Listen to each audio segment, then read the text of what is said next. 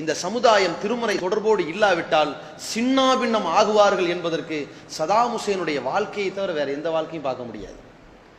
தாயை இழந்து தன்னுடைய சிறு பிராயத்தில் ஒரு வகையான ஒரு ஆட்சி, இந்த கம்யூனிசம், சோசியலிசம், கடவுள் கிடையாது, நாம தான் எல்லாம், நம்ம முயற்சிச்சாதான் எல்லாம், இந்த நாத்திக சிந்தனை, இப்படி களத்தில் இறங்கி இஸ்லாமிய அடிப்படையில் இருந்தவர்களை எல்லாம் ஓரங்கட்டி விட்டு களத்தில் இறங்கியவர் சதாம். இது ஆரம்ப காலம். ஒரு கட்டத்தில் அரபுலக தேசத்தை ஆட்டி படைக்கிற சதாம் ஹுசேனுக்கு எதிராக அமெரிக்காவும் ரஷ்யாவும் ஒரு வகையான வேட்டையில் இறங்குகிற பொழுது மாட்டிக்கொள்கிறார், சிறை கொட்டடையில் இருக்கிறார். அப்பொழுது திருமுறையை திறக்கிறார். அதிலே சொல்லப்பட்டிருக்கிற எல்லா அறிவுரைகளும் அப்பொழுதுதான் அவருக்கு சிந்தனையை தூண்டுகிறது. ஒரு முடிவுக்கு வந்து விடுகிறார். ஒட்டுமொத்த அரபுலகத்திற்கும் ஒரு எச்சரிக்கை செய்தார். எந்த கட்டத்திலும் இந்த வேதக்காரர்களை நம்பி விடாதீர்கள். ரஷ்யர்களும் சரி அமெரிக்கர்களும் சரி நாசமாக்கி விடுவார்கள். மிகப்பெரிய கவலையில் ஆழ்ந்தார். அந்த திருமறையினுடைய இறுதி கட்டம் அல்லாஹ்வுடைய அருளால் திருந்து விட்டார். அப்படியே இறந்து விட்டார்.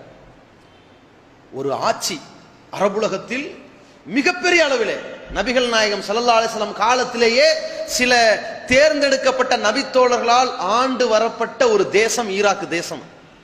அப்படிப்பட்ட இடம் சின்னா பின்னமாக போனதற்கு காரணம் திருமறை தொடர்பு அற்று போனதுதான். இது எல்லாருக்கும் பொருந்தும். நம்முடைய குடும்பத்திலும் அதுதான். திருமறையை விட்டால் வழிகேட்டின் வாசலை திறந்து விட்டோம் என்ற அர்த்தம்.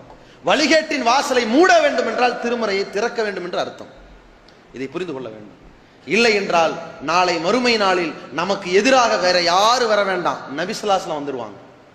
அல்லாஹ் திருமறையிலே குறிப்பிடுகிறான், வகால ரசூல், இந்த தூதரே வந்து பேசுவார், யா ரப்பி, என் இறைவா, இன்ன கௌமி இத்தஹது ஹாதல் குர்ஆன மௌஜூரா, இந்த மக்கள் திருக்குர்ஆனை தடுக்கப்பட்டதாக்கி விட்டார்கள், ஏற்றுக்கொள்ள மறுத்து விட்டார்கள், தொடர்பட்டதாக இருந்து விட்டார்கள் என்று நமக்கு எதிராக சாட்சி சொல்வார்களே. ஆனால் அதை விட பரம இழிவு எதுவும் கிடையாது.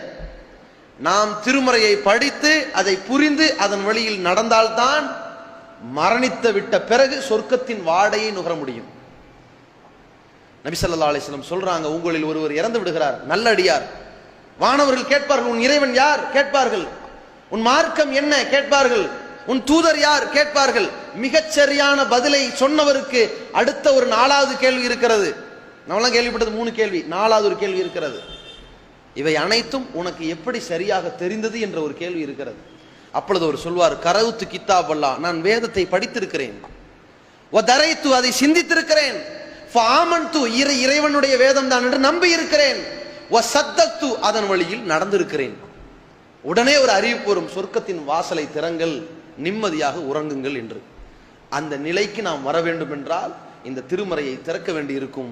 திருமறையை திறந்தால்தான் நமக்காக இறைவன் சொர்க்கத்தை திறப்பான் என்பதை புரிந்து கொண்டு திருக்குர்ஆனை ஓதுங்கள், அது நாளை மறுமையில் உங்களுக்கு பரிந்துரை செய்யும் என்று ரசூலுல்லாஹி ஸல்லல்லாஹு அலைஹி வஸல்லம் சொன்ன அந்த அறிவுரையை கவனத்தில் கொண்டு நாம் அன்றாடம் முடிந்தவரை ஓதி பழகுவோம், மனனம் செய்ய முயற்சிப்போம், வசனங்களின் தெளிவுகளை புரிந்து கொள்வோம், அடுத்தவருக்கு புரிய வைப்போம், அதன் வழியில் நடப்போம், நன்மக்களாகவே மரணிப்போம்.